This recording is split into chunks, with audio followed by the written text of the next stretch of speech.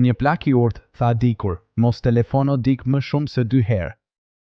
Nëse nuk të hapin telefonin, supozo që ata kanë diçka më të rëndësishme për të bërë se sa të përgjigjen ty. Ktheja parat personit që ja ke marrë borxh përpara se të ta kujtoj apo të t'i kërkoj. Tregon integritetin dhe karakterin tënd. E njëjta gjë vlen edhe nëse i ke marrë vetëm një çadër apo qoftë edhe thjesht një stilo laps. Kur mos porosit diçka të shtrenjtë kur dikush të ka ftuar dhe paguan për ty. Mos bëni pyetje të sikletshme si akoma nuk je martuar, apo pse nuk bëni fëmijë, apo pse nuk blen një shtëpi, apo pse nuk blen një makinë. Pash Zotin, nuk ka çfarë të duhet ty kjo gjë. Gjithmonë hape derën për personin që vjen pas teje. Nuk ka rëndësi nëse është djalë apo vajzë, i vogël apo i madh. Nuk të bie autoriteti duke u sjell mirë me dik në publik. Nëse një shok shoqe të pagoj taksin apo kafen sot, mos haro të paguash ti nesër.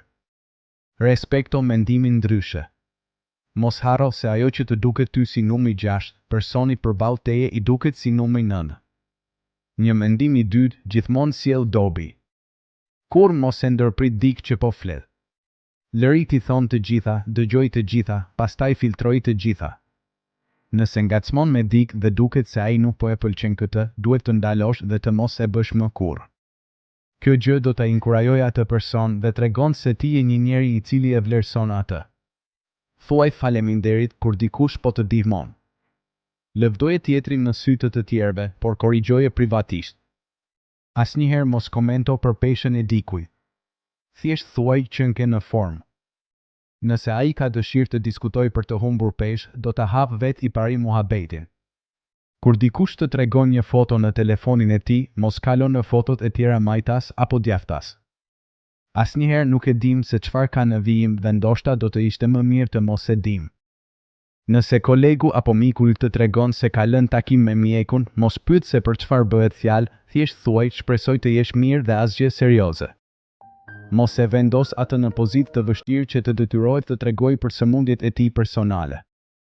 Nëse ai ka dëshirë që ti ta dish, do të ta thotë vetë pa qenë nevoja që ti të investigosh. Trajtoje pastruesen me të njëjtin respekt që trajton edhe shefin tënd. Askush nuk do ta vërë re nëse sillesh keq me të, por nëse sillesh mirë, njerëzit do ta vënë re që ti e trajton me respekt dhe ndoshta edhe ata do të bëjnë të njëjtën gjë. Nëse dikush po diskuton me ty dhe në të njëjtën kohë vështron nga telefoni jot, bëj kujdes nga ky njeri. Kur mos jep këshilla nëse nuk po t'i kërkon njeri. Kur takon dik pas shumë kohësh, vetëm në rast se duan vetë të flasin, kur mos e pyet për moshën dhe për rrogën. Shiko punët dhe hallet e tua për sa kohë nuk je i përfshirë drejt për drejt në diçka. Thjesht qëndro larg gjërave. Hiqi syzat e diellit kur flet me dik në rrugë. Tregon respekt dhe mbi të gjitha, kontakti me sy është po aq i rëndësishëm sa vetë fjala. Kur mos fol për pasurinë tënde në prani të fukarajt dhe kur mos fol për fëmijët e tu në prani të një prindi i cili nuk mund të ketë një fëmijë.